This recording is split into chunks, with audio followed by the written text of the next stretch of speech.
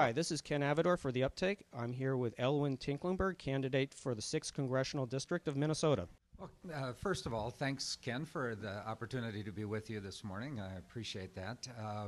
We're very excited about the campaign for the 6th District. We think that there are important issues that the district faces, as well as important opportunities. And we believe that a campaign that can help bring people together, that can get people focused on those opportunities, that can generate some energy and enthusiasm and some optimism, can really set a sharp contrast to the kind of representation we have currently, or lack of representation we have currently in Representative Bachmann.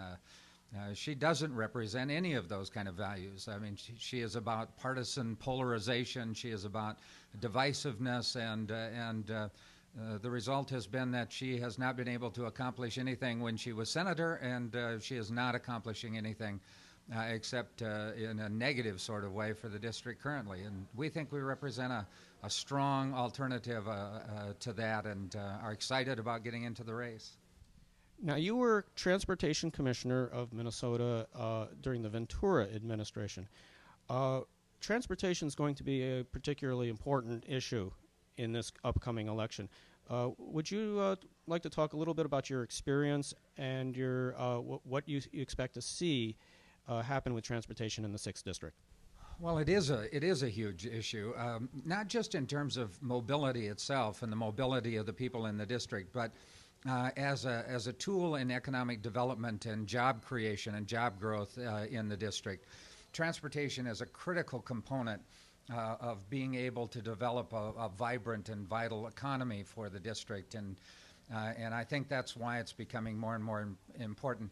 Also, the district is really the focus of some major changes in transportation, not only in terms of improvements to the existing system, but changes in that system. North Star is a big issue, and I'm proud of the fact that I helped get North Star started when I was at Anoka County, and now we're making some progress on that. It's disappointing to me that it's 5 years later than what it should have been. It's $90 million more than when we introduced it back in 2000. Back then it was going all the way to St. Cloud. Now it's just going to Big Lake. So we've lost time, we've lost half of the line, and we've increased the cost as a result of the delays that came out of the Republican-controlled House back in 2000. But transportation is going to be a huge issue, and again, I bring a record of having been able to do some things in transportation, some important things, the Hiawatha Light Rail Line, for example, as compared to Representative Bachmann, who, when she was in the state Senate, fought every transportation initiative that came along, has been a constant obstructionist for transportation issues in the state, and has carried that on even now in her congressional seat. She has voted 3 times to hold up funding for the reconstruction of the 35W bridge. And I think that represents where her priorities are in relationship to transportation issues. Now, she's supported some pretty odd transportation initiatives when she was state senator. Will you be bringing that up in your campaign? Well, yeah, and I from a number of different perspectives. I think, one, she hasn't been able to get anything done, partly because of that kind of partisan ideologue sort of approach she's taken to so many issues. But also, she has used what support she has given to transportation, principally PRT, or personal rapid transit, as a way of really distracting the discussion of kind of delaying tactics in terms of transportation. PRT is not something that's going to work to serve commuters. It's not something that's going to work to serve the transit interests and concerns and needs of Minnesota. And she's using it simply as a distraction. She doesn't really mean or intend to support any kind of increased funding for transit, and she's just using this as a way of diffusing the issue. Question for our national audience. Can you talk a little bit about the war in Iraq? Well, I have said consistently throughout the campaign that when I get to Congress, the first resolution I will introduce is to demand that the next administration provide for the Congress a plan within 3 months of taking office for the secure, safe withdrawal of our troops from Iraq. I think we have become a part of the problem, and that we need to be moving in the direction of removing our troops in a way that protects their safety and security, but also in a way that encourages the surrounding countries to get more involved. They're never going to take a serious role in the stability of that region as long as we're there doing the job for them.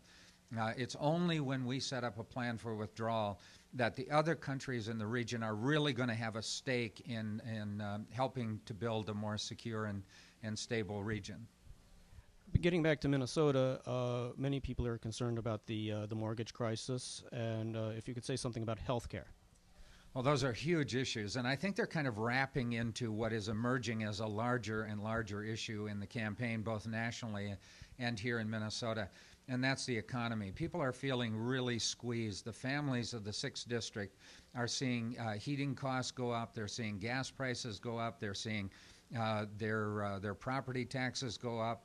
They're seeing they're feeling a kind of insecurity in terms of the cost of health care, the insecurity in terms of their retirement, and then the mortgage crisis added to that, where they used to be able to count on the equity in their home, and now they're seeing the values of their home actually declining, even while property taxes are going up. And so all of those things are really creating a tremendous amount of pressure on the families of the district, at the same time that they're facing a kind of stagnation in the wages of non-supervisory working people. And so I think we need to find ways to address those issues. I think that we need to find ways, a tax policy that supports working families, that supports jobs and economic development, and not the kind of tax policies that the Bush administration has put in place that really support the concentration of wealth among a smaller and smaller percentage of the public.